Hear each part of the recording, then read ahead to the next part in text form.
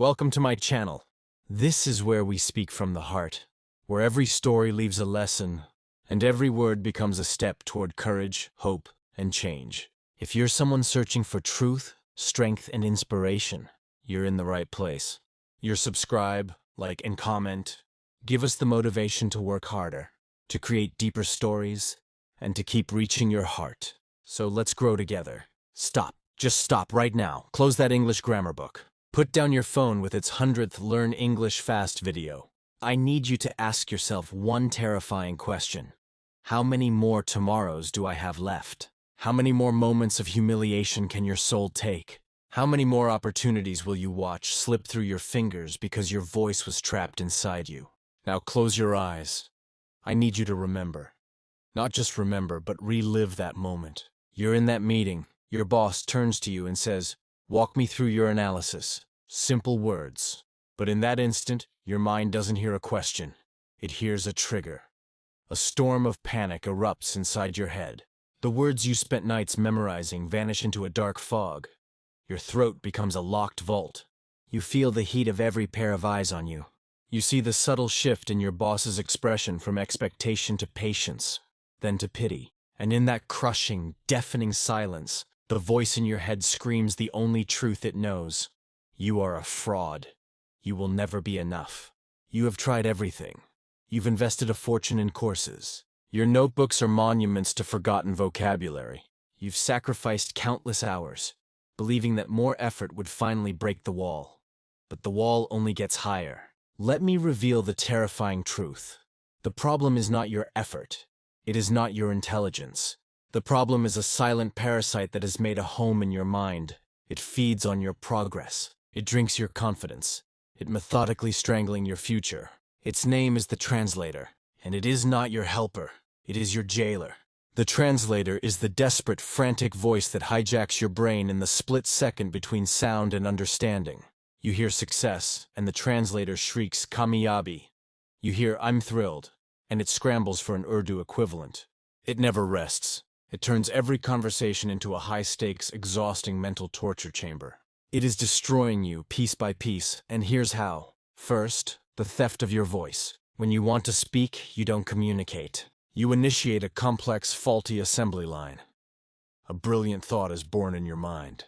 The Translator immediately seizes it, dismantling it into your native tongue. It then hacks apart each piece, searching for word-for-word replacements, before desperately trying to reassemble the corpse, using shaky, unnatural grammar. What finally stumbles out of your mouth is a grotesque, robotic shadow of your true intelligence. The real you, your wit, your passion, your unique perspective is imprisoned within, screaming to be heard. The world meets a hollow shell while the genius inside you suffocates. Second, the poisoning of your soul. Every awkward pause, every confused look from a colleague, every meeting you leave with regret, is not a coincidence. It is a deliberate act of sabotage by the Translator. It is not just converting language, it is converting your self-worth into shame. It has wired your brain to connect the English language directly with fear, anxiety, and humiliation. To protect you from this pain, your subconscious mind now makes you avoid speaking up. It makes your heart race before a phone call. It makes you feel invisible in a room full of people. This isn't just about language anymore. This is about your career, your relationships, your very identity. Third, the murder of the music. Language is not a spreadsheet, it is a symphony. It's the subtle irony in "a perfect mess," isn't it? It's the profound love in "I've got your back." It's the raw joy in "this is everything." When you filter everything through the Translator, you are left with the dry, brittle bones of meaning. You get the dictionary definition, but you are deaf to the music. You understand the words, but you cannot feel the heartbeat. Your English becomes a corpse dressed in the clothes of a language, but cold and lifeless. But what if I told you there is a way out? Imagine this. You hear an English sentence and you simply understand. The meaning blooms in your mind, instantly, effortlessly, no internal noise. No frantic search. You see the images, you feel the emotion. Imagine wanting to speak, and the words just flow. They travel from your thought to your tongue on a direct highway, bypassing all checkpoints. They may not be perfect, but they are authentically, powerfully yours. They are alive with your energy. This is not a fantasy. This is your brain's natural birthright. This is what the translator has been stealing from you. Fluency isn't about adding more. It's about silencing the one thing holding you back.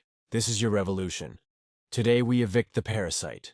Your battle plan for freedom. 1. Starve the beast into submission. Stop feeding it isolated words and grammar rules. From this moment, you learn through immersion and emotion. Watch a compelling English series with English subtitles. Don't try to understand every word. Your mission is to connect the sounds to the story, to the expressions on the actors' faces. Let the context teach you. The translator withers in context. Drown it in a flood of real, living language. 2.